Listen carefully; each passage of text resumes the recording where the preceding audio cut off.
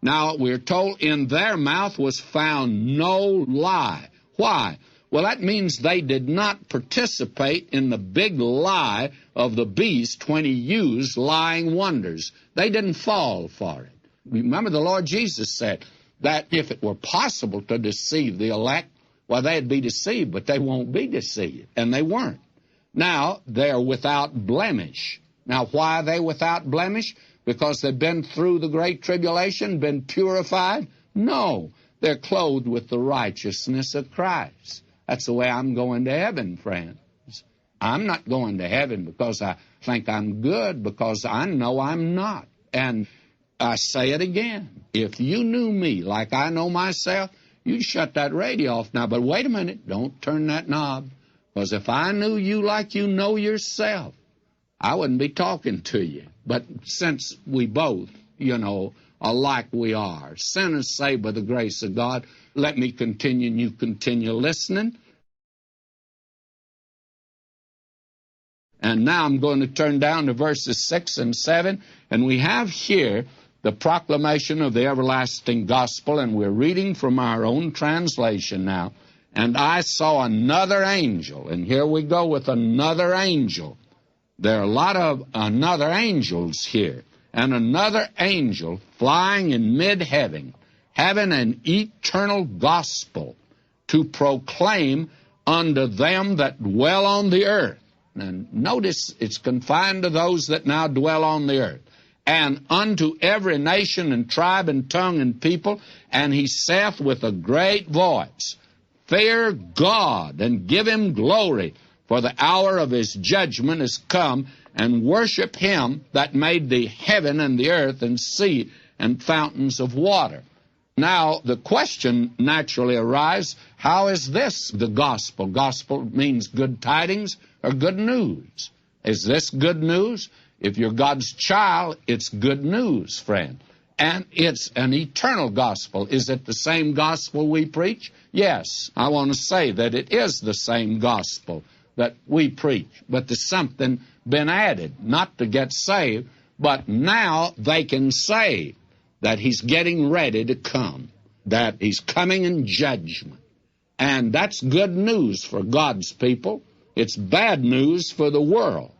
And this another angel denotes another radical change in the protocol of God's communication with the earth. This angel is the first in a parade of 6 angels, and I'll be calling attention to them as we go along. And this is the first one of 6 that will appear. During this age, the gospel has been committed to man, and they alone are the messengers. Angels would like to give it, but they'll not be permitted to. But at the beginning of the Great Tribulation, men are the messengers of God, as the 144,000 reveal. And even the 2 witnesses with supernatural power could not stand up against Satan, but were removed from the satanic scene of earth. Angels as well as men were the messengers of the Old Testament. In other words, the word spoken by angels was steadfast. Hebrews 2:2 records. The times are so intense in this period that only angels can get the messages of God through to the world. Angels are indestructible. Now he's flying in mid-heaven. Now that was a ridiculous statement a few years ago, and some of the critics of the Bible ridiculed it. It's not a ridiculous statement, because right now, out yonder in space, there is a satellite. I think it's called Telstar, isn't it? And they have several of them up there, and they are making worldwide television a practical reality, so that whatever happens in Israel or England or China, well, we don't get it from China very well, but Japan, you can not only get it that evening on your news, but you can get it just as it was happening. The picture brings it over here, and this is not so ridiculous. Again, may I say, this eternal gospel, fear God, is the message. Why? Well, the writer to the Proverbs says the fear of the Lord is the beginning of wisdom. In other words, He's saying to God's people, get wise, get smart, because you need to fear God. God saved you by His grace, but He's going to judge this earth. Now we have here in verse 8 the pronouncement of judgment on Babylon. And here in this chapter, he's bringing these before us that are going to appear again in the book. But he is giving us, as it were, a program that God is going to follow. Now, let me read. And another angel, a second. Here's another angel now. This is a second one. We're going to have 6 of them. Followed, saying, Fell, fell is Babylon the Great, that made all the nations to drink of the wine of the wrath of her fornication. Now, there is a book, I think it's out of print, but if you can put your hand on one of them, you ought to read it, and especially in these days. It's Hislop's book on the 2 Babylons. It reveals that Babylon has been Satan's headquarters from the very beginning. This is the place where idolatry began. It's the fountainhead of idolatry. Semiramis was the wife of Nimrod. Some think his mother, and she married her own son. But be that as it may, why, she was queen of Babel, which later became Babylon, and she devised a nice little story that began a whole system of idolatry, and it was that she actually came out of an egg that came up out of the Euphrates River, and she cracked the shell and stepped out full grown. That's what she said. And she's been worshipped. It introduced the female principle into deity. And that reveals that Babylon began all of the false religion.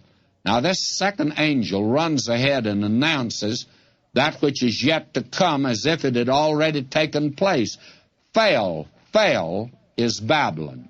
And if I may be technical for just a moment, this is in what is known as the prophetic aorist. In other words, God's prophetic word is so sure at this point that He speaks as though the event had already taken place. And it's just that sure.